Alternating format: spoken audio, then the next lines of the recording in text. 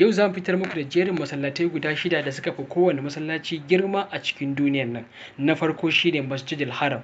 Wannan masallaci da ke garin Makka shine mafi girman masallaci a duk duniya, wanda yana ɗaukar mutane miliyan 4 cikin shi da wajen shi a lokaci guda. Sannan mutane 700,000 suna iya yin ɗawafi a lokaci guda ba tare da an samu matsala ba. Na biyu, Masjidil Nabawi.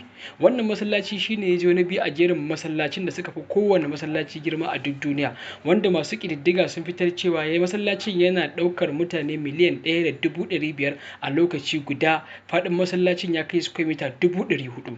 Sannan masallacin Imam Reza da ke ƙarƙashin kulawar 'yan Shi'a da ke ƙasar Iran. Masallacin yana iya ɗaukar mutane miliyan 1.200,000 a lokaci guda. Sannan mutane miliyan 25 suke kai ziyara masallacin nan domin yawon buɗe ido a duk shekara, wanda akwai 'yan Shi'a da wanda ba 'yan Shi'a ba.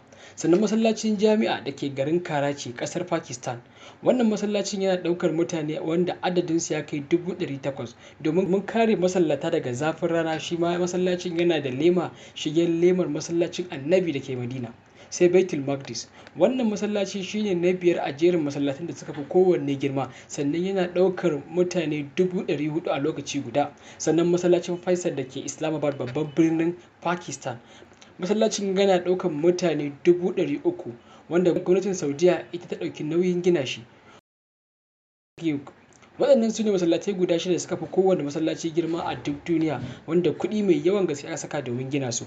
A cikin waɗannan masallatan, wani masallaci ne ka taɓa zuwa?